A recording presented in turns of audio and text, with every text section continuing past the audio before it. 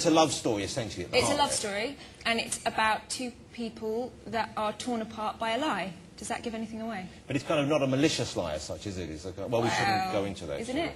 I don't know, is it? I don't know. You probably haven't watched it, have you? No, I have watched it. Oh, you watched this one? Yeah, I've got this one. How do you think the people in the Pirates movie feel when they hear this? You didn't bother going to see that? I tried to. What do you mean you tried to? It was at the cinema for months and months and years. Well, I was working for that whole months and months and years that it was on. So when you watch this, when you get caught up in this film, once again, I get the feeling this is a performance you're proud of and deservedly so.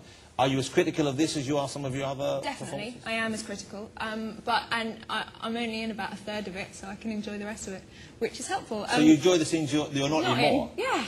I guess you relax more on it. Yeah. Do you think all actors feel that way, or do you think some just have more of that kind of attitude, or do you think you lose it over time and you get used to it? Johnny Depp doesn't watch a lot of his films, so I guess he has it. But I don't know. Do they have it? Oh, let's not care. Who Let's cares not- about let's those? not They're not in your class, have Keira. it. Don't even. Adam, do you like watching yourself on screen? I can't stop watching me.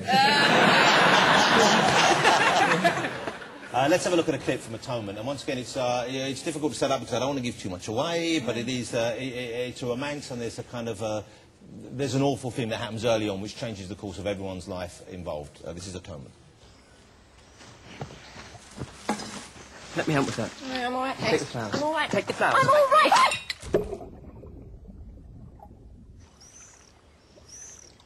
You idiot. You realise that's probably the most valuable thing we own? Not anymore, it isn't. Careful!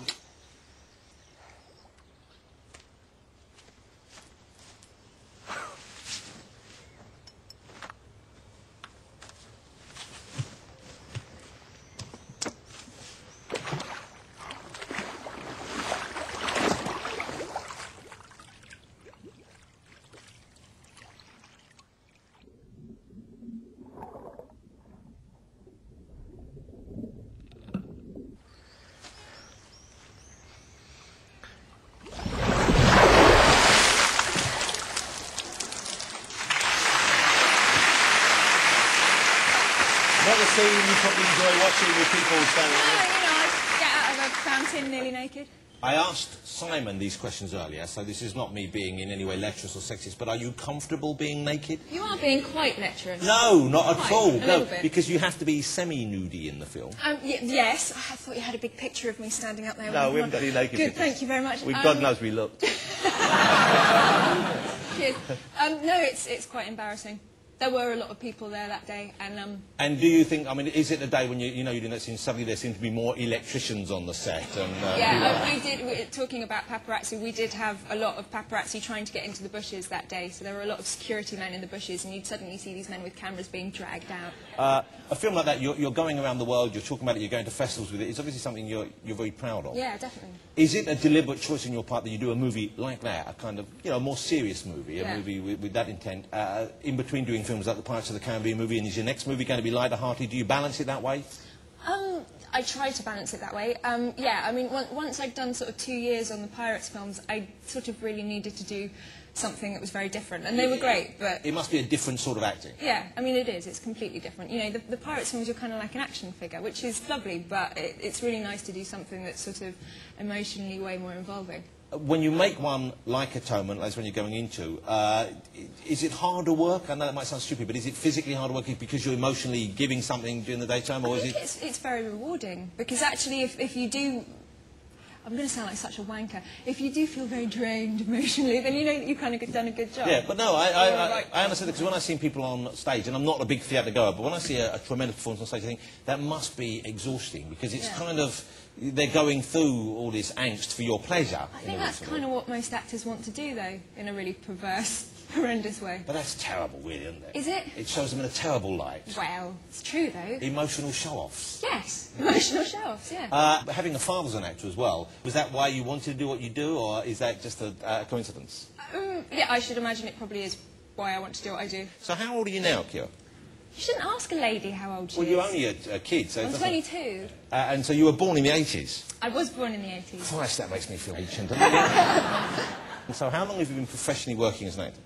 since I was 15. Well, you really have churned them out, though, haven't you? Because you've made a Yeah. lot of movies in that period. Well, yeah, I sort of started when I was 7, but I only did little things in the summer holidays, and then 16 I left school, and I have churned them out, yes. But I don't mean that in a negative way, I just mean you really worked really hard. I mean, you know, you've been, I would have thought, pretty relentless.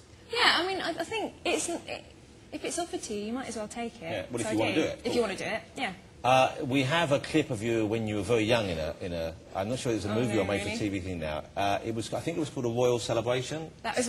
I'm 7 in this. You're 7 then. years old. This was my first ever job when I was 7. Wow. Yeah, Okay. thanks. This is Keira. No, well, you know, no one's going to judge you for when you were 7, but it's... Aren't they? No! Okay. This is Keira Knightley in, what's it called again? A Royal Celebration. Okay, and it's a good performance. I like it. Thanks. It's nice. Come on. Oh, what is this? Sit down. I've watched this crap all morning. Shut up. Wait. Oh, look, what is this? Just take a look at this. History, but on some of the good and lasting things that so often get forgotten in our anxious just world. watch it. Hope, love, and new beginnings. It's why we always Yeah, have and why probably we fascinating. always shall. Wait. And in wishing their Royal Highnesses the What am I best meant to be of seeing? Wales Look, it's in coming. their new life together. Here. Oh, wow, is that it? Everybody's been waiting for.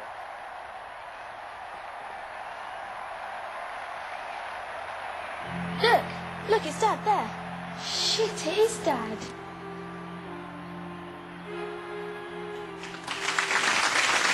It's a good performance. I didn't really say very much. No, you did didn't I? say much, but you were doing a lot of I was acting. looking.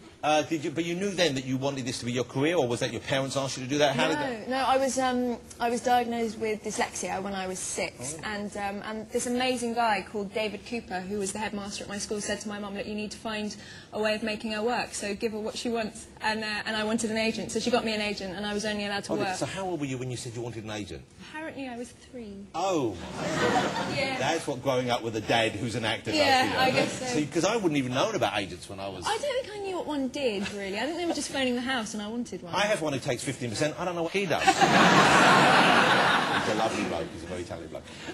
Now, you're wearing a beautiful... I believe you're wearing Chanel. I am wearing Chanel. Because you are involved with Chanel. Is this the whole... the perfume Chanel you're Yeah. involved with, not the clothing? Or is No, it not part the and clothing. parcel? It's Coco Mademoiselle.